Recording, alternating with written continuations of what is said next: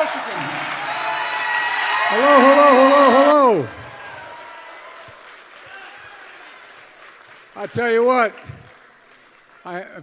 my mom's looking down from heaven and saying, apologize to these people because you have their back to them. I apologize. I'm talking that way, but thank you very, very much. And I told Jeffrey that I went to a school that had these colors. You guys recognize these colors?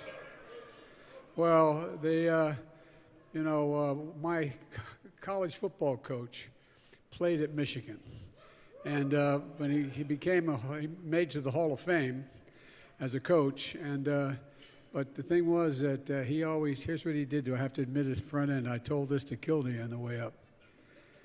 We stole Michigan's uniforms. Same exact uniforms. So that's why the blue and gold. Any of you are state folks, just remember, for all of you looking at the tie, it's Delaware, okay? For you from the University of Michigan, it's Michigan. Hey, it's great to be here. It really is. Jeff, thank you, Jeffrey, for your introduction. I really mean it. It's a big deal. And you're a big guy. As I told you, if I had you running in front of me when I was playing flanker back, I could have been an All-American, man. It could have been big. It could have been big. Look, Governor Whitmer, thanks for inviting me back to Michigan. And congratulations on your historic victory. Historic. You stood for jobs, you stood for dignity, you stood for the American worker, you stood up for women's fundamental rights. You insisted on democratic values, and we're seeing here today business leaders at home and abroad recognize the importance of your leadership. And it's not a small item, it's a significant item. And Senator Debbie Stabenow and Gary Peters, both close friends, had to be in Washington today, but I want to say thanks to them because we wouldn't have got half the stuff we passed. And they're true leaders in the Senate and tireless fighters for the state of Michigan. Representative Dan Kildee, we rode up together. He's one of the most effective members in the United States Congress and a good friend. No, he really is. And thanks to your partnership over the past couple of years, pal. I really mean it. And you're doing a lot to revitalize American manufacturing in Michigan and across the country. And Representative Slotkin came up on the plane with me. Is she here today? There you are. I love her. I'm very careful with her because she's former CIA, and I'm really worried. Good to see you. Thanks for your work on so many important issues of the state and everything you do to support service, women and men, and our veterans all over the world. And all those issues that, as my dad used to say, we used to talk about at the kitchen table. They're the bread and butter issues, and you work like hell on all of them, and I appreciate it. And I also want to thank the leaders of SK Siltron, CSS, and I met with some of their folks as well in Korea. They're a first-rate operation, and they're going to create a lot of good-paying jobs here, Rev. They're going to do that pretty soon.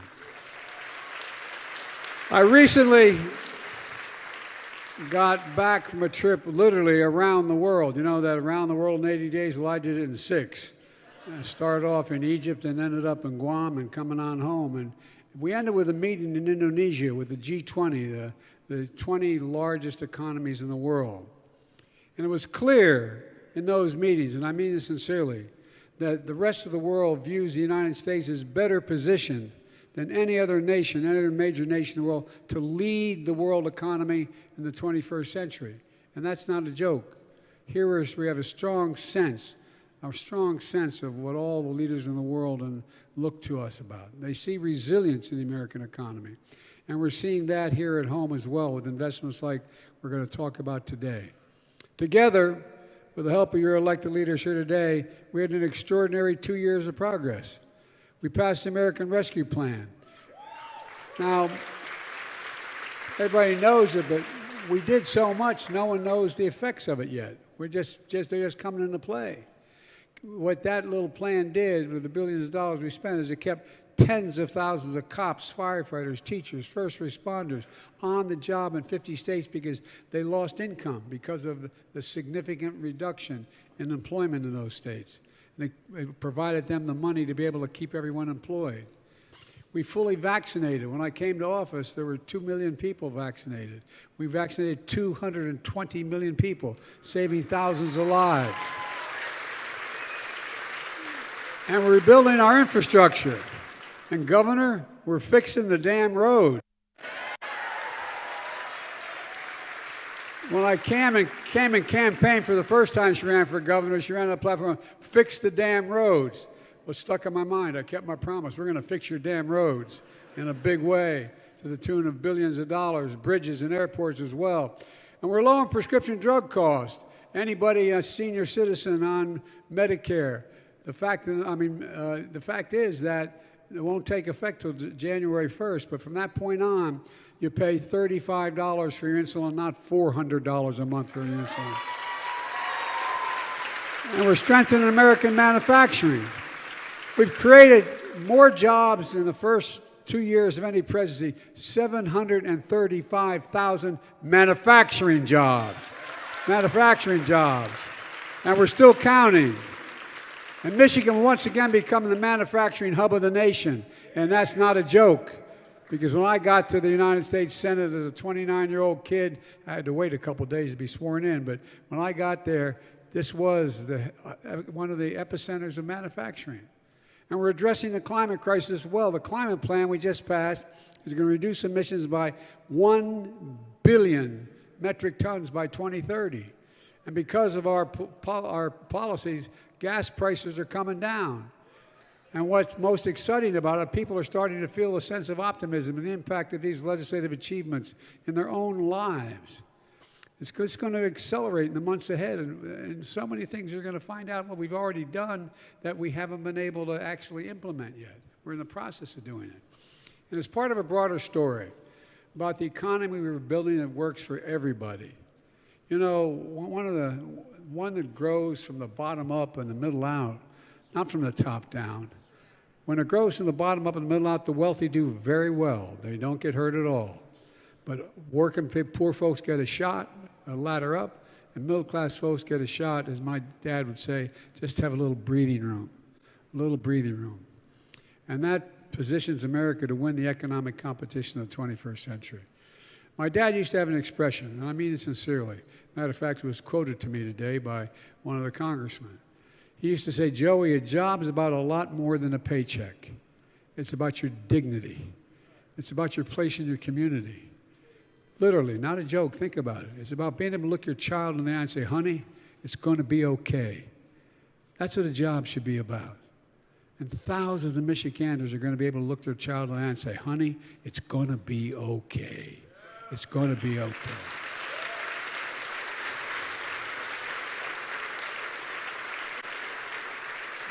Back in July, when the chairman of SK, who's here today, came to the White House, we talked about a $50 billion investment SK is making in the United States.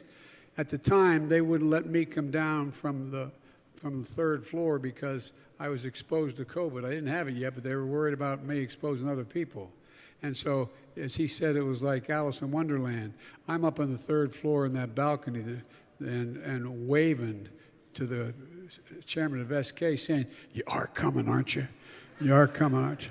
But look, they produce everything from semiconductors, electric vehicle batteries, to chargers, pharmaceuticals, and part of the investment is coming right here in Bay City to produce semiconductor materials for the small computer chips that power our everyday lives. Smartphones, washing machines, hospital equipment, automobiles, just to name a few. They're especially critical for powering electric vehicles, which you can use 2,000 to 3,000 chips per vehicle. And by the way, think about it. General Motors, Ford, Stellantis, all manufacturing electric vehicles made by the UAW here in Michigan.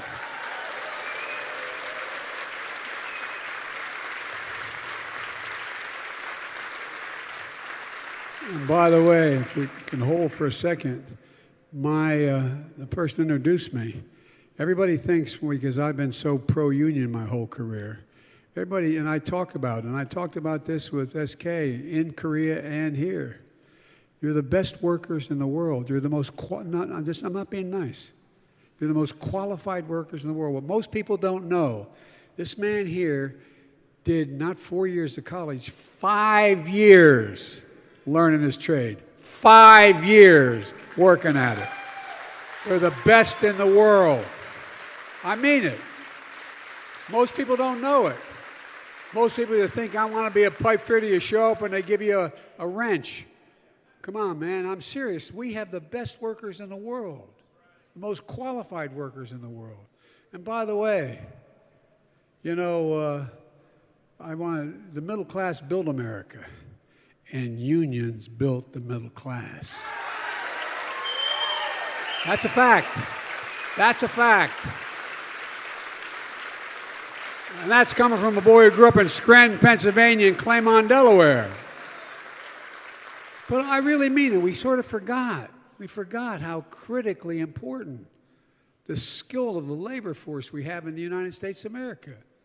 We need these chips to make vehicles. SK came along as making the material that goes into these computer chips. So instead of relying on chips made overseas in places like China, the supply chain for those chips will be here in America, in Michigan. It's a game changer. America invented. I reminded the chairman of SK has become a good acquaintance. We invented the chip in America. We invented the chip in America. Then we got lazy. Federal investment helped reduce the cost of creating a market in the entire industry that America led. As a result, over 30 years ago, America produced 30% of all the chips in the world. Then something happened. American manufacturing, the backbone of our economy, got hollowed out. Companies began to move jobs overseas instead of products overseas because it was cheaper for them. That's why it happened. I come from the corporate capital of the world. There are more corporations incorporated in Delaware than every other state in the union combined. And guess what? A lot of businesses got greedy, go to the cheap labor overseas. Well, now we're sending good products overseas made by first-class labor. Folks, as a result, today we're down to producing only 10% of the world's chips, despite leading the world in research and design of new chip technology. Why does this matter? I had a long meeting with Xi Jinping at the G20. We have met for over 80 hours over the last 10 years. We know each other well. And he's a little upset that we're deciding we're going to once again be, and so are European friends. They're talking about the supply chain. We're going to be the supply chain. And the difference is going to be we're going to make that supply chain available to the rest of the world, but we're not going to be held hostage anymore. I mean it. We saw during the pandemic, when overseas factories that make these chips shut down because of the pandemic, the global economy comes to a halt, driving up costs for families. In fact, 1/3 of the core inflation last year is because of the price of automobiles. They couldn't get the computer chips, so they couldn't make the automobiles, so the price of the few automobiles that were being made went way up. They had to shut down. Workers on the shop floor got laid off. Prices went up because cars were in short supply. The reason I pushed for the passage of the CHIPS and Science Act is because I knew we could turn things around. I've never been more optimistic about America than I have been the last several years, and I mean that sincerely. Not just here in Michigan, but all over the country. Semiconductor companies are investing literally several $100 billion over the next 10 years. Several $100 billion. The Field of Dreams right outside of Columbus, Ohio. 13,000 employees, 5,000 full-time. You don't need a college degree for 80% of the jobs there, and the average salary is $126,000. Look, a record amount of money to bring chip production back home. That's what that legislation did.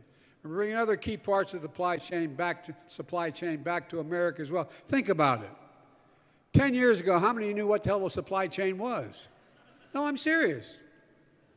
It's a phrase when I started talking about supply chain, people were going, Supply. No reason why they should have been. It's not because they weren't smart.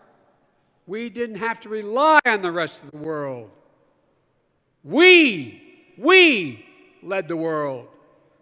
And because of the IBEW and I got elected, we're going to lead it again. I mean it.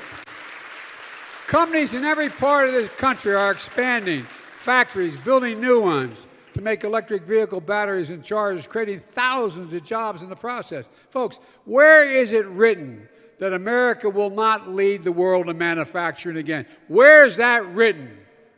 Now the United States has a top destination for companies across the globe looking to make investments in manufacturing again. They see what I see, what you see. We have world-class, high-skilled, highly committed workers, union workers. Union workers are the most highly trained, highly skilled workers in the entire world. That's not a joke. That's a fact. That's a fact. Or they're building these factories. They're working in them as well. This wasn't built. This was here. But many of the other places where these investments are taking place for semiconductors are building from scratch. Factories are going to make a big difference. And now, I know many of you who are watching at home are like the folks I grew up with in Scranton and Pennsylvania and Claymont, Delaware. You felt left out for a long time. You used to be really thriving economies. The economy left you behind. The industry that's rapidly changing, you were left out. I understand it.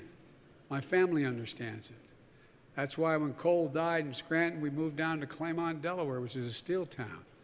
Used to have thousands of workers, 6,000 steel workers. They're all gone now. Delaware used to have the largest percentage of auto workers of any state in the nation. The largest General Motors plant outside of, they're all gone. It's gone. But hear me, we're going to leave nobody behind this time around. Nobody. We're going to make sure all American workers, with college degrees and without college degrees, are prepared to compete with anyone in the world. We're working with companies and community colleges, technical schools, union-led apprentice training programs to make that happen. In fact, a few months ago, I announced a $52 million grant from the American Rescue Plan, which we passed 20 months ago with the help of your congressional leaders here today. It's a partnership right here in Michigan, including the Big Three and the United Auto Workers, to train our workers, upgrade our factories for the electric vehicle revolution. You know, we were talking on the way up in the plane. We had a little event that your congressman came to. I put together in the South Lawn of the White House. In the process, I had the CEOs of all American auto companies. And Mary Barra, the chairman of General Motors, was suing the state of California because they had a higher air quality standard than any other state. And he's arguing it couldn't be higher than the national standard. And we had a little talk. I'm not saying she did this because of our talk, but I asked her what was going on. And about 2 weeks later, she gave me a call. She said, I dropped the suit against California, and I commit to you we're going to go all electric at General Motors. Every other auto company did the same thing. They all stepped up. So just like over the last century, American workers built carburetors, now American workers are going to build vehicles, batteries, and a new clean energy economy. My approach to building the economy of the future is working because of the strong support of your delegation. Our economy grew at 2.6% the last quarter, while inflation started to slow and unemployment stayed low. Here's what that means for folks here at home. We've added jobs every single month of my presidency, 10 million total new jobs, more than any other administration in history in the first 20 months. More than 735,000 of them manufacturing jobs. Exports are up. And I mean this, we're making things here in America, as I said earlier, and we're shipping them overseas instead of shipping jobs overseas. Look, like we've been doing for much too long. Like we were doing before I got elected president. Inflation at the grocery stores, thank God, beginning to slow. Prices for things like clothes, television, and appliances are going down. That's good news for the holiday season. Earlier this month, we saw that the growth price in businesses pay for goods and services is also down. And here's the really good news. They're not down enough in Michigan, but gas prices are down back to where they were before Russia invaded Ukraine. They've dropped $1.50 from their peak this summer. And in Michigan, they dropped $1.60 from the peak this summer. If you're a Michigan family with 2 cars, you're saving an average of $170 a month compared to what you were paying in the summer. That's real money. And across the country, the common price at the pump is $2.99 a gallon. It's much higher here. And the prices continue to go down. This isn't accidental. We've been on this for months. Remember, I got criticized in the face of Putin using energy as a weapon. I took some decisive action. I ordered the largest ever release from the Petroleum Reserve, 180 million barrels of oil. And I rallied our international partners to come up with their fair share as well. That helped put downward pressure on price because we were producing more gasoline. That helped stabilize crude oil markets and reduce prices at the pump. Now, I've been calling on energy companies who had the biggest years they've ever had in all of their history to begin to pass on those savings to the American people at the pump, or they're going to be coming to them. And while these prices are lower, they're not low enough. I continue to call on the producers to invest their record profits in America for Americans. In America, we can do 2 things at the same time. We can increase production and lower prices for American consumers and businesses in the short term while accelerating our investment and transition to a clean energy future. And we're going to do that. We're doing it. It's going to take time to get inflation back to normal levels as we keep the job market resilient. And we could see setbacks along the way. But we're laser focused on this, I promise you, we're laser focused on this. In the meantime, for the first time in a long time, we're investing in America and we're investing in ourselves. I signed a once-in-a-generation investment in our nation's roads, bridges, railroads, ports, airports, lead-free water systems, high-speed internet, and the biggest investment in American infrastructure since Dwight Eisenhower's interstate highway system. Nothing's been as big since then. We're building 500,000 electric charging stations across the country. We have the money to do it. The Great American Road Trip would be fully electrified, where your driving costs along the I-10 or I-75 from here to Michigan. We just announced funding from Michigan Tech to help develop technology to recycle batteries in a way that uses less energy and reduces greenhouse gas emissions. We're making the single largest investment ever, $1 billion, to clean up and restore areas around the Great Lakes, including the Detroit River, the Kalamazoo River, Torch Lake. This is going to matter. It's going to matter for your kids and your grandkids in a big way. Mitch Landrieu, the head of our infrastructure program, was just down the road in Saginaw, announcing hundreds of millions of dollars of funding to clean up drinking water across the state of Michigan and replace lead service lines. We're making sure no more Flints ever again. I mean it. No more Flints ever again. We're increasing capacity at the Port of Detroit, rebuilding platforms to handle dry bulk cargo, improving the connection for rail lines so companies making things here in Michigan can get their products to market faster and cheaper. And when you see these big projects in your hometown and cranes going up, shovels in the ground, workers with hard hats, I want you to feel the way I feel. Pride. Pride in what we can do when we do it together. So let me close with this.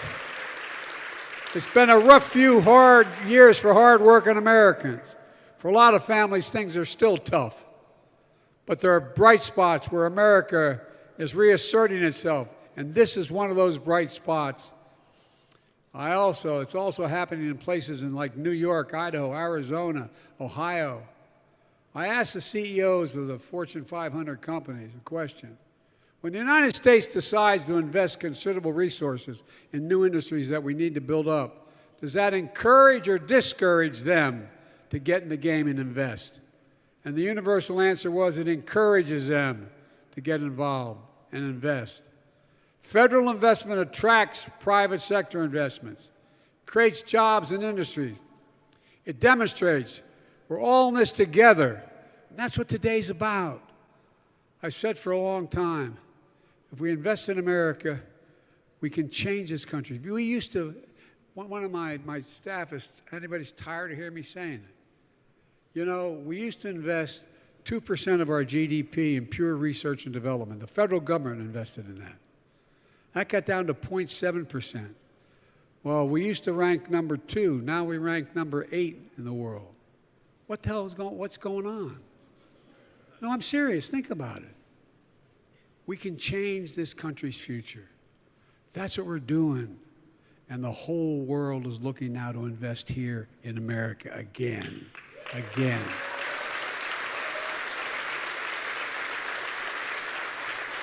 I've been determined to make things in this country again, to build American manufacturing capacity, and to make sure that we're never again in a position where we were during the pandemic. Some folks didn't believe we could do it, but I made no bones about it. I've never been more optimistic about America's future than I am today. We're building a better America. We just have to keep it going. I know we can. We're proving it's never been a good bet. It's never, ever, ever been a good bet to bet against America. Never, never, never. I mean it. It's never been. We're the only country in the world that every crisis we've come into, we've come out stronger than we went in. Because it's who we are. We just need to remember who the hell we are. We're the United States of America. And there's nothing we can't do if we do it together. So let's keep this going. God bless you all. May God protect our troops. Thank you, thank you, thank you, thank you.